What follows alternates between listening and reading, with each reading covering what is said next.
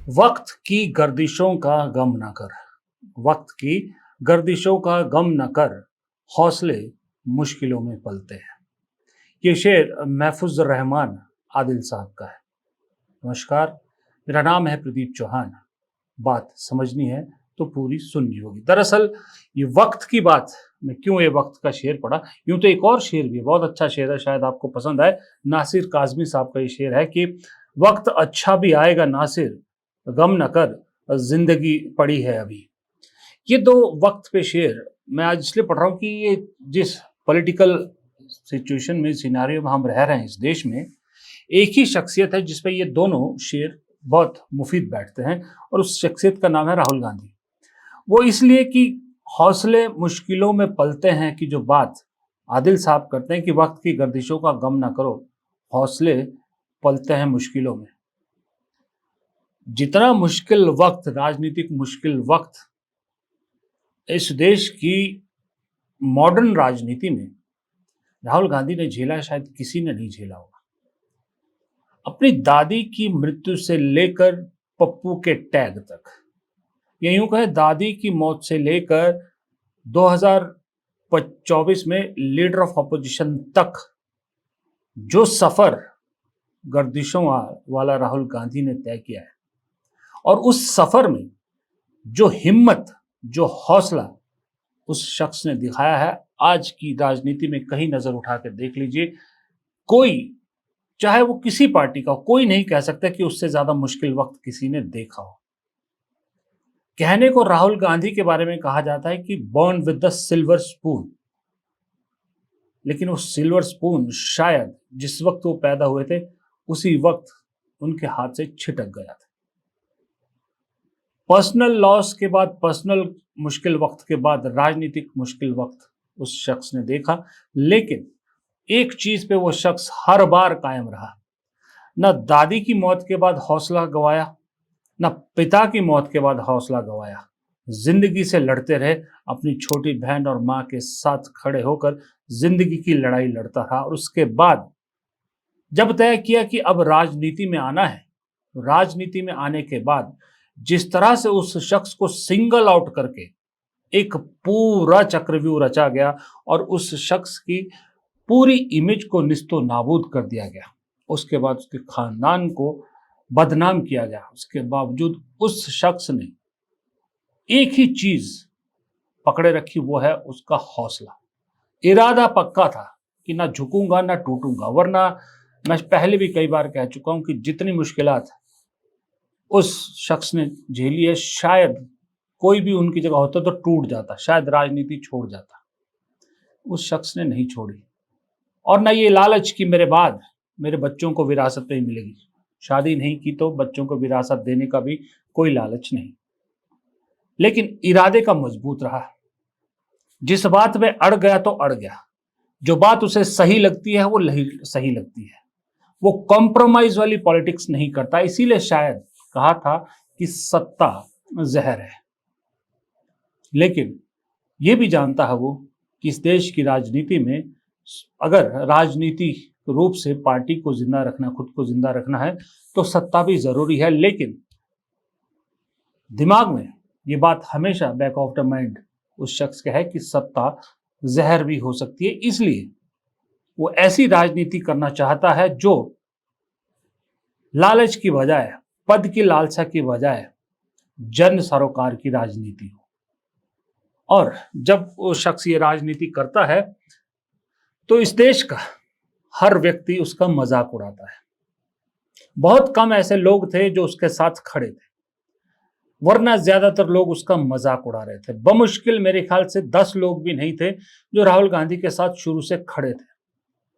अपनी ही पार्टी के लोग मान चुके थे कि यस, ये आदमी पप्पू है। खुद के लोग उसका मजाक उड़ाते थे, लेकिन मजबूरी ये थी कि उसके साथ एक ऐसा सरनेम जुड़ा था कि अगर उसे पार्टी से अलग करते हैं तो उनकी खुद की सीट भी नहीं बचती जो उसका मजाक उड़ाते थे। लेकिन उस आदमी ने सब कुछ जानते हुए, उसे मालूम था कि मेरे साथ 10 लोग भी नहीं खड़े हैं, बल्कि जो लोग खड़े हैं वो भी मेरी मां की वजह से खड़े हैं। उसके बावजूद उसने हौसला नहीं हारा, लड़ता रहा, लड़ता रहा, लड़ता रहा। और आज ये है आलम कि इतनी बंदिशों के बावजूद, इतने जो है वो विपरीत परिस्थितियों के बावजूद समय ने करवट बदली। लीडर ऑफ ऑपोजिशन का पद ना चाहते हुए भी लेना पड़ा।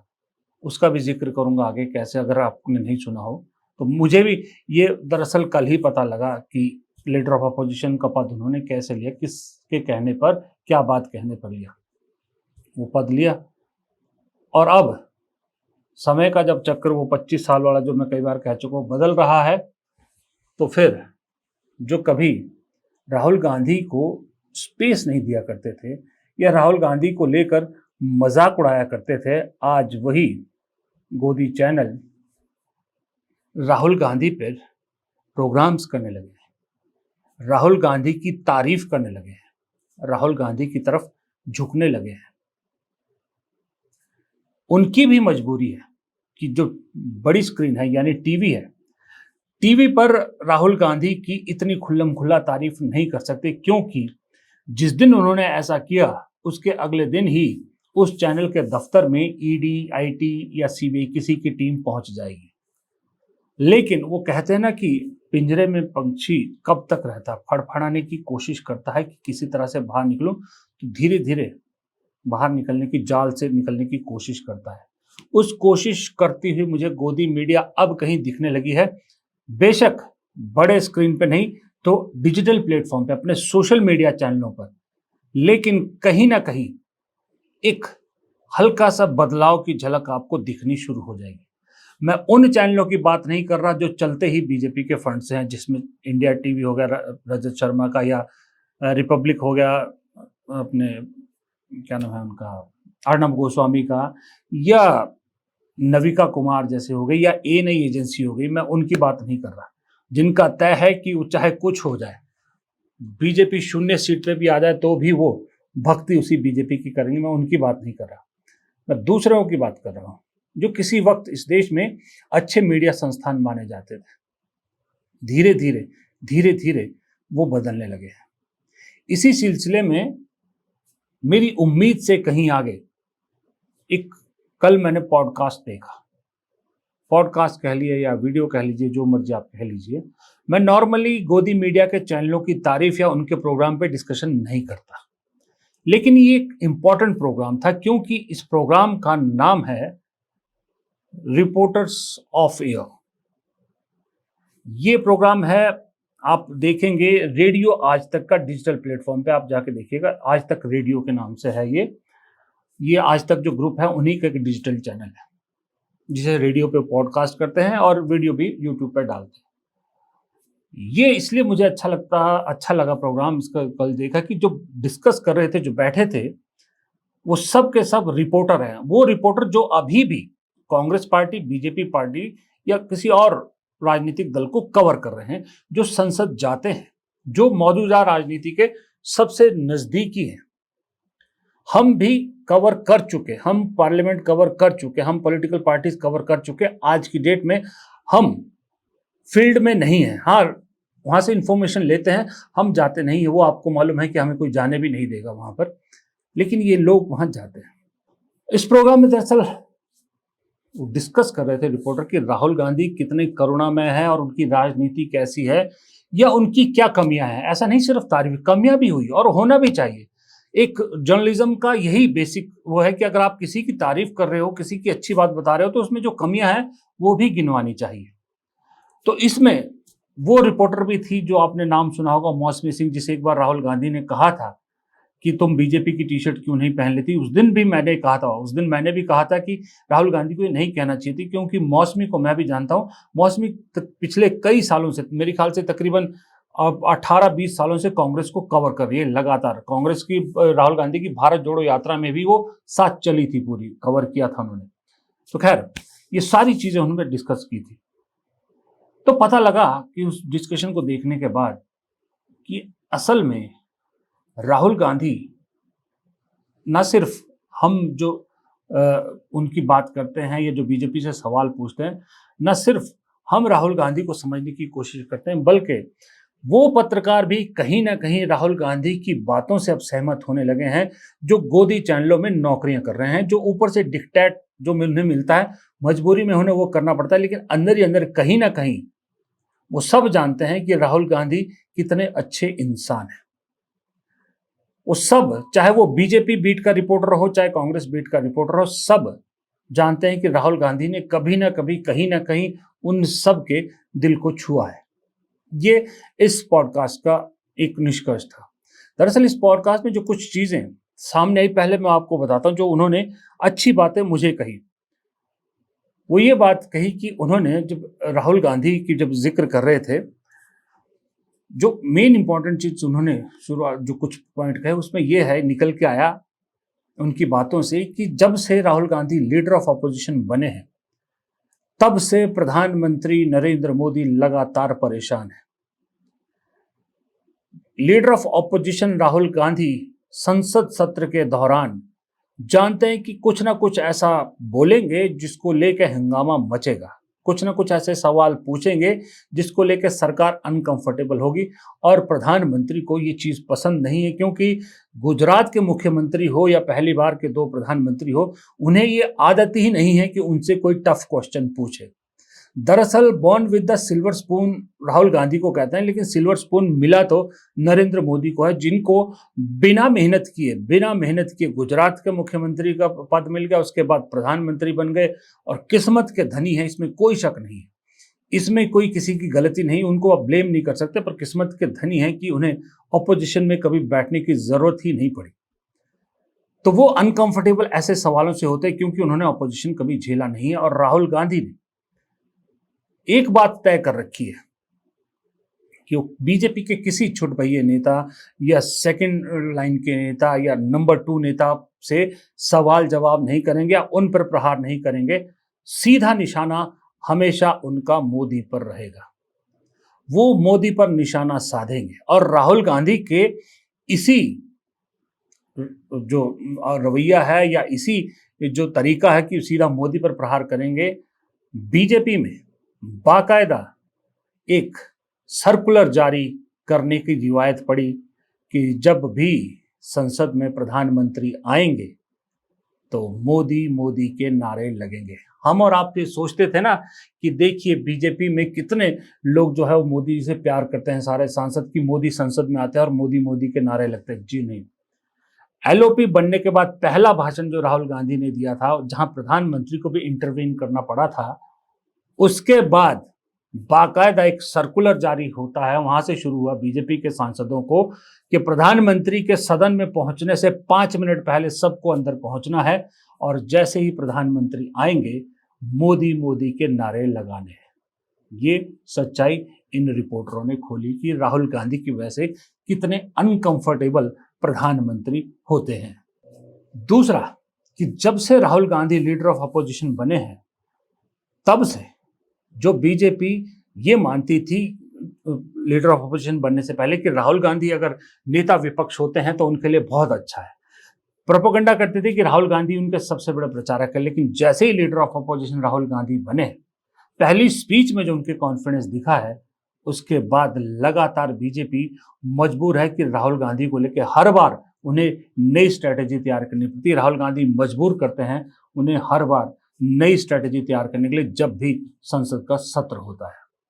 अब हाँ, वो बात जो मैं पहले कह रहा था कि लीडर ऑफ अपोजिशन कैसे बने, ये तो हम सबको मालूम है कि लीडर ऑफ अपोजिशन जब वो बनने की बात आई थी तो वो मना कर रहे थे, राहुल गांधी मना कर रहे थे कि मुझे कोई पद नहीं चाहिए, लेकिन कांग्रेस के साथ साथ बाकी इंडिया गठबंधन के घटक भी कह रहे थे कि लीडर ऑफ अपोजिशन का पद राहुल गांधी को लेना चाहिए, जिसके लिए वो बाद में मान गए, वो हम सबको मालूम है। लेकिन इसी रिपोर्टर वाले वीडियो में मुझे पता लगा, जो मुझे नहीं मालूम था, इसमें कोई शक नहीं है कि ये मेरे लिए भी नई खबर थी, कि मल्लिकार्जुन खड़गे ने राहुल गांधी को फोन करके कहा कि आपको लीडर ऑफ अपोजिशन बनना पड़ेगा, और ये एज पार्टी प्रेसिडेंट मैं आपको हुक्म देता हूं, ऑर्डर देता हूं। तब राहुल गांधी ने कहा कि अगर आप मुझसे फ्रेंडली वे में पूछते तो शायद मैं मना करता, लेकिन आप पार्टी अध्यक्ष के नाते मुझे आदेश दे रहे हैं तो आपका आदेश का पालन करना मेरी जिम्मेदारी है, इसलिए राहुल गांधी ने लीडर ऑफ अपोजिशन बनाया। ये बात उन सब के लिए एक मुंह पे तमाचा है, खास करके उन ट्रोल गैंग के लिए बीजेपी के, जो कहते हैं कि राहुल गांधी, मल्लिकार्जुन खड़गे दलित है इसलिए ना उनके हाथ से पानी पीते हैं, उनकी बेइज्जती करते हैं, वो रबड़ स्टैंप है। ये उन सब के मुंह पर एक तमाचा है जो इन रिपोर्टर्स ने बताया है। और साथ ही इसी उसमें एक बात और निकल के आई कि राहुल गांधी ने दो चीजें और हैं जो मल्लिकार्जुन खड़गे की रिस्पेक्ट में उन्होंने अपनी टीम को सख्त निर्देश दिए हैं। पहला ये कि जब भी कोई बैठक होगी, उनकी टीम को सख्त निर्देश है कि मल्लिकार्जुन खड़गे के आने से पहले राहुल गांधी वहां पहुंचेंगे, ताकि प्रेसिडेंट की एक रिस्पेक्ट बनी रहे। प्रेसिडेंट के बाद मैं नहीं आना चाहता मीटिंग में।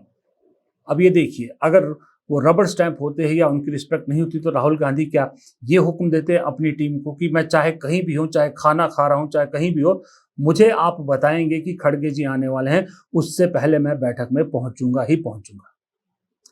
दूसरा, जो लोग कहते हैं कि एक वीडियो चलाते हैं फेक सा कि राहुल गांधी मल्लिकार्जुन खड़गे के हाथ का पानी नहीं पी रहे, ये नहीं पी रहे, उनके लिए भी ये बता दूं कि ये रिपोर्टर बता रहे हैं कि राहुल गांधी जब भी मल्लिकार्जुन खड़गे के घर जाते हैं, तो उनके घर में जो डोमेस्टिक हेल्प है, जो खाना बनाता है, उनसे मिलते हैं, उनका हालचाल पूछते हैं, उनके परिवार का हालचाल पूछते हैं, उन्हें गिफ्ट देते हैं, और साथ ही साथ हर बार अपनी कोई एक पसंदीदा डिश उसके कहते हैं कि बनाइए, मैं खा के जाऊंगा। अब जो मल्लिकार्जुन खड़गे के घर में उनके खानसामे से एक डिश बनवा के खा सकता है, वो मल्लिकार्जुन खड़गे के हाथ से पानी नहीं पिएगा? क्या बेहुदी बात करते हैं। इस तरह के किस्से काफी है, जिसमें इन्होंने, रिपोर्टर ने बताया, किसी ने कहा मुझे गिरते बचाए, किसी ने कहा मेरी हेल्प की, किसी ने कहा जो है इस तरह से मिलते हैं, ये करते हैं, वो करते हैं। आपको फेमस वो याद है जब संसद के बाहर एक पिंजरा सा बना के रिपोर्टरों को वहां कैद कर दिया गया था, वो भी राहुल गांधी ने वो मुद्दा उठाया था संसद के अंदर। और हाँ, वो सारंगी वाला तो किस्सा, प्रताप सारंगी वाला, जब बीजेपी नेताओं ने कहा कि प्रताप सारंगी को राहुल गांधी ने मारा, और राहुल गांधी का जो सौहार्दपूर्ण या जो कहते हैं ना करुणामय नेचर था, कि राहुल गांधी वापस जाके उनका हाल चाल पूछा कि आपको चोट कैसे लगी, आपको क्या लगी, जिसे निशिकांत दुबे ने कोई और रंग देने की कोशिश की थी। अगर राहुल गांधी ने उस वक्त प्रताप सारंगी को धक्का दिया होता, तो राहुल गांधी उसका हाल चाल पूछने नहीं आते। राहुल गांधी क्यों हर जगह पहुंच जाते हैं, भट्टा परसौल से लेकर मणिपुर तक, मणिपुर से लेकर किसी दलित के घर तक, कभी रेलवे स्टेशन, कभी गिग वर्कर्स, वो इसीलिए कि वो उनका नेचर ऐसा है। अच्छा, एक चीज हम सब कई दिनों से पूछ रहे हैं कि शशि थरूर का क्या होगा, शशि थरूर क्यों नाराज है। हम सब मोटा तौर पे जानते हैं कि शशि थरूर या तो लीडर ऑफ जो है वो अपोजिशन बनना चाहते थे, नहीं मिला उन्हें, अध्यक्ष बनना चाहते थे कांग्रेस के, वो नहीं बन पाए। अब वो केरल में कांग्रेस की तरफ से सीएम फेस बनना चाहते थे, कांग्रेस उसके लिए तैयार नहीं हुई, इसलिए आजकल वो मोदी भक्ति में लीन है। लेकिन एक और वजह है शशि थरूर के नाराजगी की, कि वो है कि उन्हें ये लगता है कि सदन में बोलने में कांग्रेस पार्टी की तरफ से उनसे बेहतरीन कोई नहीं है, इसलिए उन्हें जितनी बार हो सके उतनी बार, ज्यादा से ज्यादा उन्हें बोलने का मौका मिले। लेकिन राहुल गांधी ने पार्टी के अंदर एक रूल बना सकता, सोचिए कोई पार्टी का नेता ऐसा रूल बना सकता है क्या? राहुल गांधी ने एक रूल बनाया हुआ है कि उनकी पार्टी की तरफ से हर एक एमपी को, मेंबर ऑफ पार्लियामेंट, जिसमें वो खुद को भी शामिल रखते हैं, खुद भी लीडर ऑफ अपोजिशन है, उसके बावजूद खुद भी उस रूल में आते हैं कि एक एमपी को एक बार बोलने का मौका मिलेगा, एक एमपी को एक बार ही बोलने का मौका मिलेगा, ताकि कांग्रेस के ज्यादा से ज्यादा सांसदों को बोलने का मौका मिले, कांग्रेस के ज्यादा से ज्यादा सांसद सदन में अपनी बात रख सके। और ये बात मनीष तिवारी और शशि थरूर जैसे नेताओं को चुभती है, जिन्हें लगता है कि सदन में बोलने का हक तो सिर्फ उन्हीं का है। ये भी एक नाराजगी है शशि थरूर की। ये सारी चीजें इस पॉडकास्ट में है, और जो मेरे हिसाब से काफी मुझे लगा कि मुझे इसकी बात करनी चाहिए। जब आप 1 घंटा 50 मिनट का प्रोग्राम किसी एक राजनीतिक शख्सियत पर बना रहे हैं, तो इसका मतलब उस शख्सियत में 5 रिपोर्टर बैठ के उसको डिस्कस कर रहे हैं, उस शख्सियत में कुछ तो दम है। और वो भी वो चैनल जो मशहूर है, जिसके लिए राहुल गांधी हमेशा कहते हैं कि हमें दिखाया नहीं जाता, मोदी मोदी दिखते रहते हैं, और या अंबानी के बेटे की शादी दिखती है, उस चैनल का डिजिटल प्लेटफॉर्म और उस चैनल के वो रिपोर्टर जो पॉलिटिकल रिपोर्टिंग करते हैं अभी भी, वो लोग 1 घंटा 50 मिनट राहुल गांधी पर प्रोग्राम करते हैं, राहुल गांधी की शैडो कैबिनेट तक डिस्कस करते हैं कि अगर शैडो कैबिनेट है तो उनकी कौन कौन उसके अंदर हैं। जब ये सारी चीजें डिस्कस करते हैं तो जाहिर सी बात है कि कुछ नेगेटिव चीजें भी वो एक रिपोर्टर के नाते, जो सच्चा रिपोर्टर है, वो करेगा। और वो नेगेटिव बात यही थी कि दरअसल राहुल गांधी के आसपास कुछ लोग हैं जिन्हें बदलना जरूरी है, और साथ ही उन्होंने कहा कि राहुल गांधी की एक्सेसिबिलिटी जो है वो नहीं है, लोग आसानी से नहीं मिल पाते हैं। जबकि एक तर्क उसमें यह भी दिया गया कि राहुल गांधी की टीम में से किसी एक शख्स ने कहा है कि सिर्फ 200 नेता पार्टी के अंदर ऐसे हैं जो राहुल गांधी के बारे में ये खबरें फैलाते हैं, क्योंकि राहुल गांधी उनको ज्यादा मिलने का समय नहीं देता, क्योंकि उनका एजेंडा सिर्फ इतना होता है या तो किसी की शिकायत करना या अपने लिए कुछ पद का लालच लेके या किसी की रिकमेंडेशन लेके आना, और राहुल गांधी इसको पसंद नहीं करते। इसलिए उन 200 नेताओं ने इस तरह का एक भ्रामक खबर फैला रखी है कि राहुल गांधी मिलते नहीं हैं आसानी से। क्योंकि देखिए, सामने है सच को, तथ्य की जरूरत क्या है। जब राहुल गांधी पब्लिक को मिलना चाहते हैं, जब सब जगह जाते हैं, तो अपने नेताओं से क्यों नहीं मिलेंगे। हाँ, एक बात जरूर है, वहां फिर केसी वेणुगोपाल का कैरेक्टर, केसी वेणुगोपाल का रोल और जयराम रमेश का रोल, ये बड़ा जो है वो इफेक्ट कर रहा है कांग्रेस को। वो ये है कि जो कांग्रेस का हेड ऑफिस है, नया हेड ऑफिस इंदिरा भवन, वहां पत्रकारों को एंट्री नहीं दी जाती है।